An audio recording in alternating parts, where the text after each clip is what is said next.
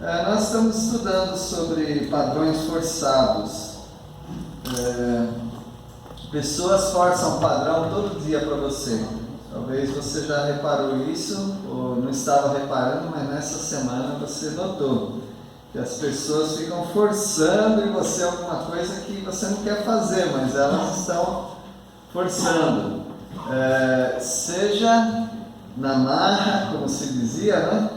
Ou então seja como a Super Nani, não, a Nani lá, McPhee, e também a Mary Poppins, que fica enganando as crianças, né? Você acha que criança hoje aceita aquele negócio de olha o aviãozinho? Hoje em dia as crianças são assim, não, né, dona Maura? Não adianta, ó o aviãozinho, elas não caem mais nessa, não. Mas nós estamos muitas vezes aceitando os padrões do mundo, os padrões das pessoas, até padrão de pessoas que se dizem crentes, né? E às vezes são mesmo crentes, mas elas estão com os padrões e forçando em nós alguma coisa que a Bíblia não ensina. Por exemplo, nós já estamos vendo, né? A partir de Mateus capítulo 16, sinais forçados, pedindo sinais e dizendo que você tem que buscar sinais. Não é mais moda, mas antigamente você tem que buscar o dom de línguas. Hoje nem muitas igrejas pentecostais, alguns deles nem mais ligam para isso, né? Mas antes buscava-se o batismo do Espírito Santo com a evidência de falar em línguas. E aí ficava aquela disputa entre os crentes, né? Forçando padrões na sua vida. Doutrinas fermentadas. Os fariseus estavam jogando doutrinas, forçando a doutrina dos homens. O inferno também está forçando em você um padrão. Mas a palavra de Deus diz: as portas do inferno não prevalecerão contra a igreja. Pedra de tropeço, nós vimos no capítulo 16, versículo 23, quando Jesus fala para Pedro: arreda, Satanás, porque não cogitas das coisas de Deus. Satanás está forçando para você padrões também, porque ele não cogita, ele não pensa ou não considera com carinho, né, as coisas de Deus, porque ele é maligno. Outro padrão que estão forçando em nós, esse aqui nem precisa forçar muito, porque nós somos assim. O padrão é a preocupação excessiva com a vida, ou a preservação excessiva da vida. Nós queremos preservar a vida, e não está errado isso, mas quando você está se poupando demais para você mesmo, ou se poupando para o mundo, então você está aceitando um padrão do mundo. Você tem que poupar a sua saúde, seu físico, mas você também tem que gastar um pouco, né? Tem gente que tem carro parado sempre, ele quer preservar o carro dele parado. Dizem que carro parado inclusive dá calombo nos pneus. Dá calombo nos pneus.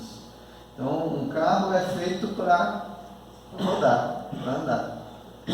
E assim como vários outros aparelhos, instrumentos, é para uso. Então o crente também tem que ser para uso. Agora chove, vou me poupar, né? Senão posso pegar uma gripe indo para a igreja. Só que você vai trabalhar 6 dias por semana, mas na igreja não dá, porque senão você pode pegar uma gripe, né? Então nós sempre estamos nos poupando para servir a Deus, mas nós estamos nos gastando para outras coisas. Então nós estamos aceitando padrões que o mundo, Satanás, estão forçando sobre nós. Agora capítulo 17, versículo 4, eu vou falar 2 palavras bem difíceis aqui, hein? Eu gosto de falar a palavra difícil para vocês aprenderem também. 17:4 de Mateus, né? Então, um padrão é ermitanismo. Ermitanismo, ou pode ser um outro nome, isolacionismo. Mas se você pensar bem, não são palavras difíceis, né, Joãozinho? Dá para entender as duas. Urtigão era isso. Urtigão era. Lembrei do urtigão, né? Ermitão. O que é um ermitão? Vive isolado da sociedade. Esse é um padrão forçado. Algumas pessoas forçam um padrão e elas acham que se elas se isolarem de tudo, vai ser melhor. Elas não vão falar mal de ninguém, elas não vão ter conflito com ninguém, elas não vão pecar porque elas não estão no mundo, olhando as coisas ruins do mundo, elas não vão ligar a televisão, elas não vão usar a internet, elas vão ser pessoas isoladas. Então é o ermitão, pessoa que vive totalmente isolada.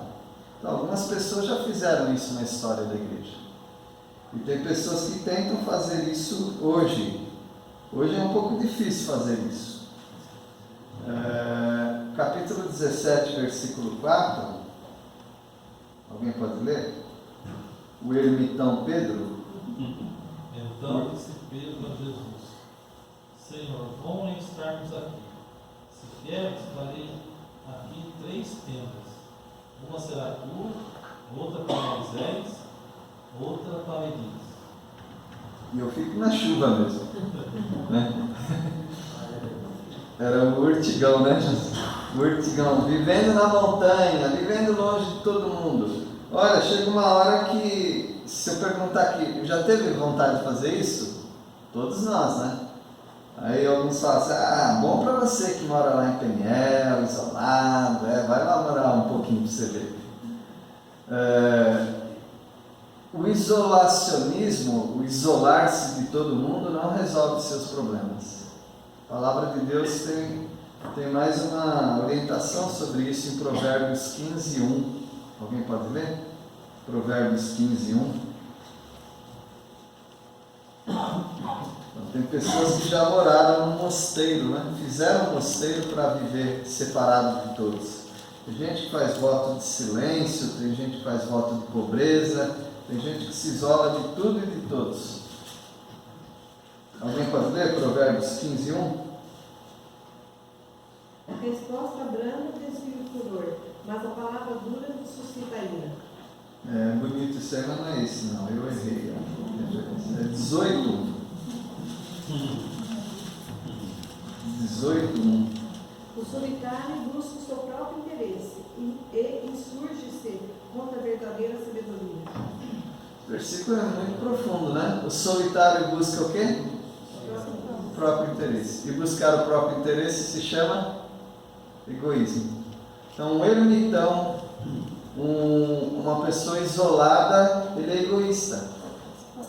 Ele quer fugir das paixões do mundo e ele acaba se isolando para si mesmo. E ele ajudou quem? Ele não ajudou ninguém.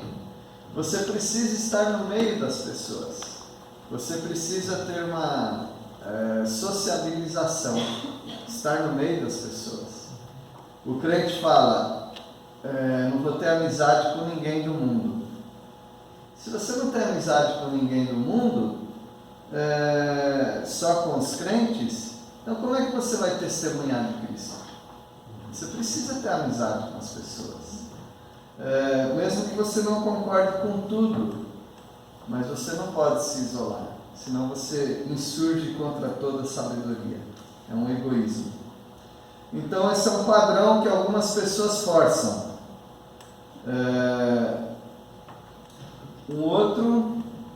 Uma outra forçação de barra na sua vida, aqui no caso de Jesus, está em 17, 24 e 25. Forçaram em Jesus um padrão. Ele cumpriu porque ele não queria descumprir a lei.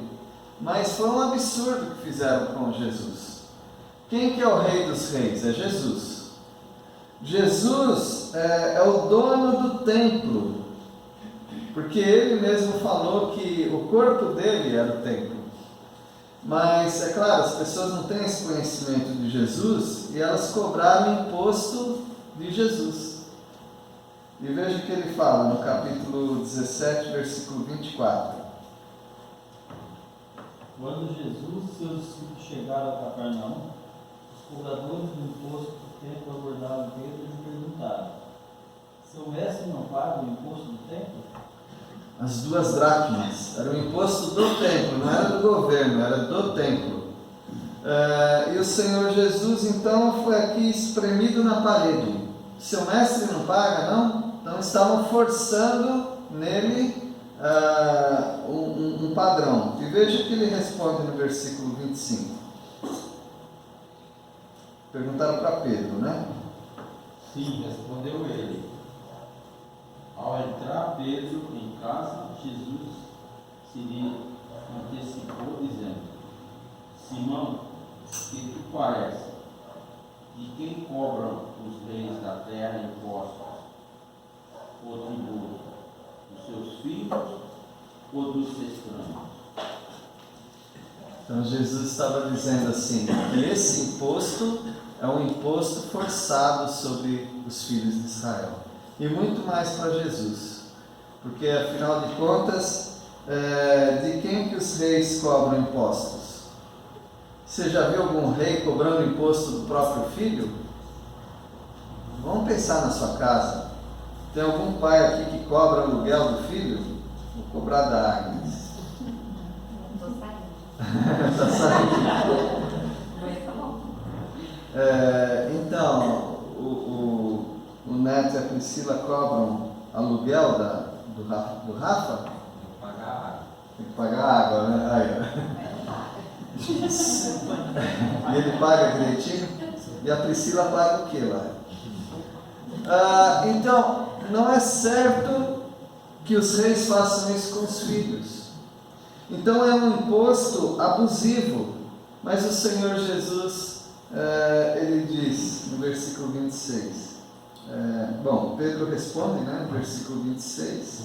E Jesus lhe disse: logo estão isentos dos filhos. Não precisaríamos de pagar esse imposto. Mas, versículo 27, alguém pode ler? Mas, para que não os escandalizemos, vai ao mar, lança o anzol, e o primeiro peixe que fisgar, tira-o, e abrindo-lhe a boca, acharás um estáter.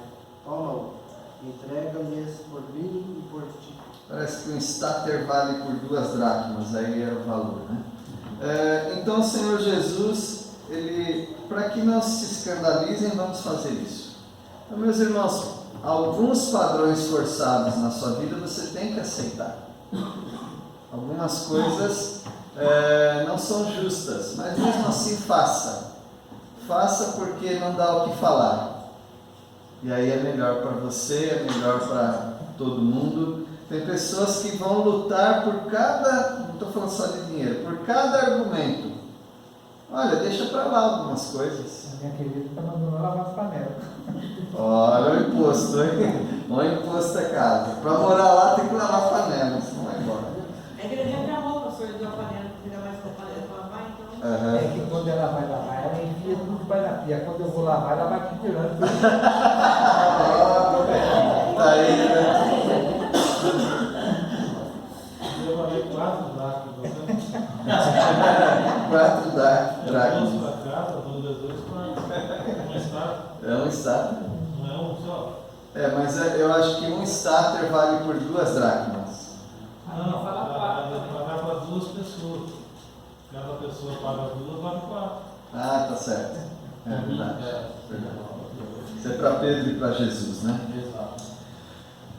Então tem outros padrões que vêm na sua vida e que pessoas estão forçando. E às vezes nós somos culpados. O mundo está forçando coisas para você, mas às vezes nós estamos forçando um ao outro algumas coisas que nós realmente não precisaríamos forçar. Classes sociais no reino de Deus. Isso é a coisa mais forçada que tem numa igreja, se uma pessoa pensar dessa maneira. Capítulo 18, versículo 1. Alguém pode ler?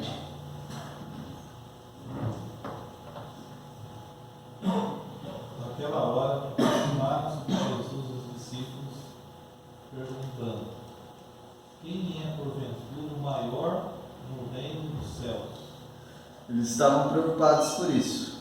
Então, veja que os próprios crentes estão forçando uma situação. Uma vez estava minha esposa, eu, a Agnes também, nós estávamos na igreja, e aí tinha um almoço na igreja.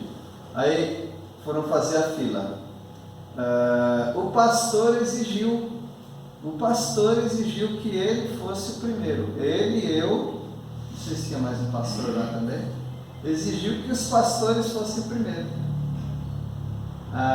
Eu falei, porque já é costume, tanto aqui na igreja, em Peniel, normalmente é costume. Vamos deixar primeiro as mães com as crianças? Ele falou, não, nada disso, nós primeiro. Achei muito estranho aquilo lá, porque é uma indelicadeza, né? E a pessoa se fazendo superior aos outros.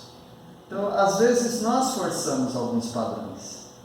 Isso não é bom para o reino de Deus, porque quando nós fazemos essa divisão, nós ofendemos pessoas.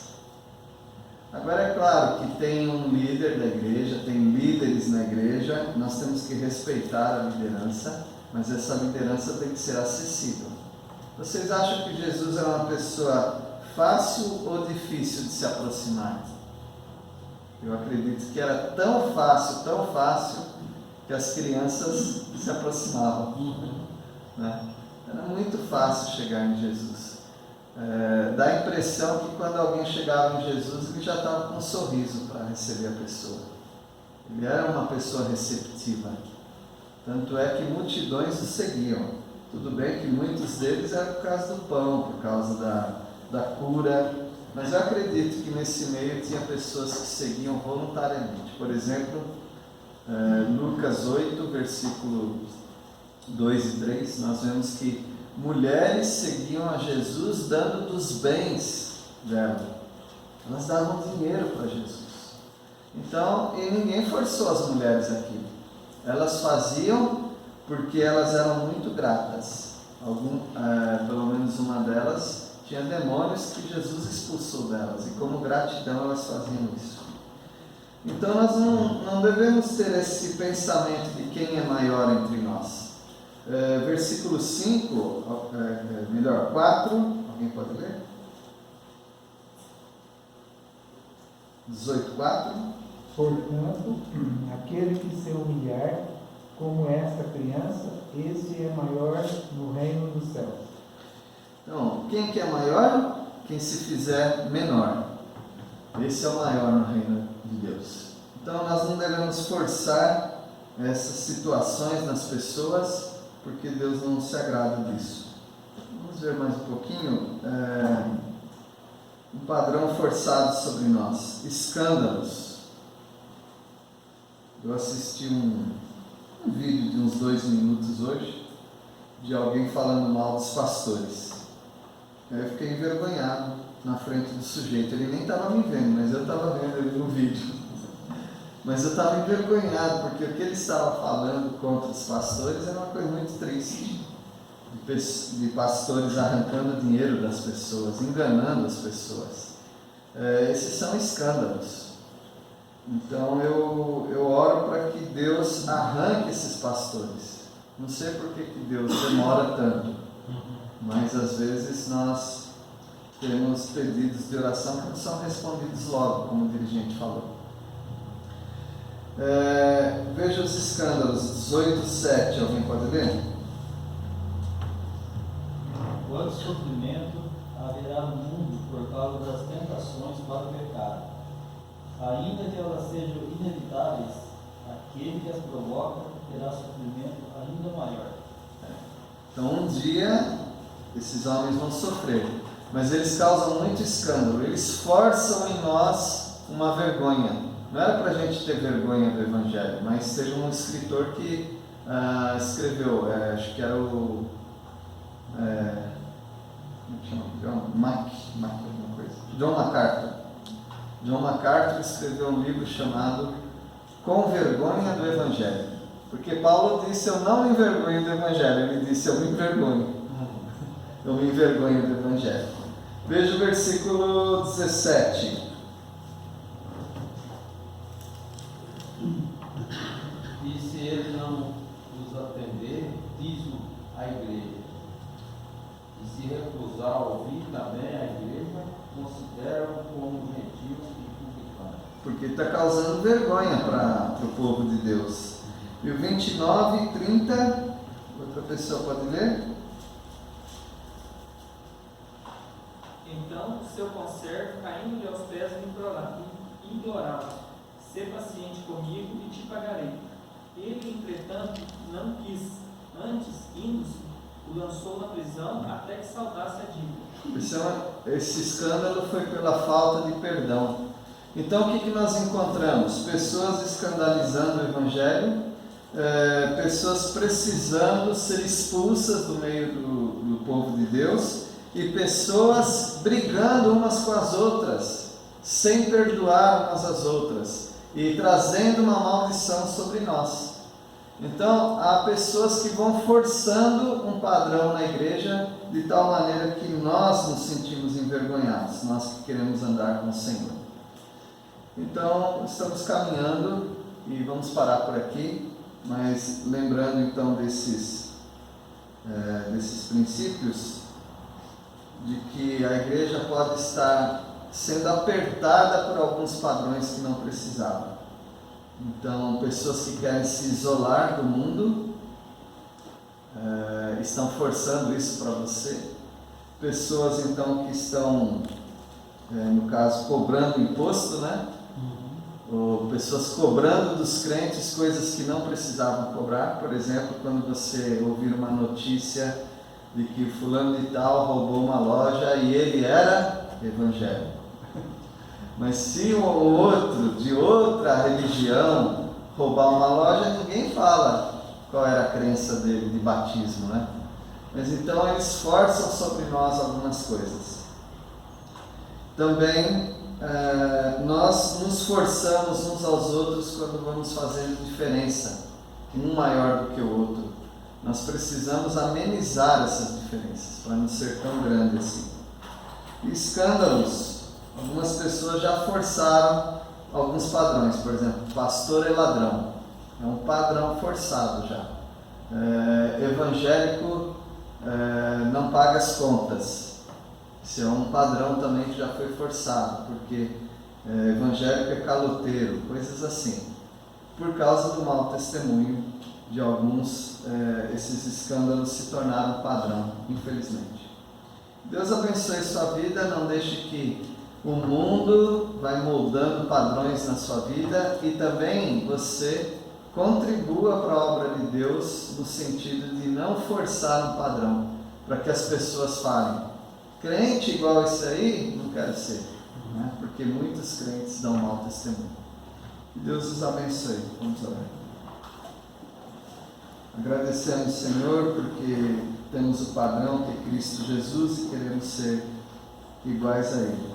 Pedimos a Deus a Tua ajuda para todos os crentes que estão dando mau testemunho, que eles voltem para os Teus caminhos e que a Tua palavra seja ornamentada com bom testemunho de cada um. Agradecemos a Deus pelos crentes que aqui estão, Teu povo. Rogamos que o Senhor abençoe a cada um para fazer sempre a Tua vontade. Agradecemos, oramos ao Senhor em nome de Jesus. Amém.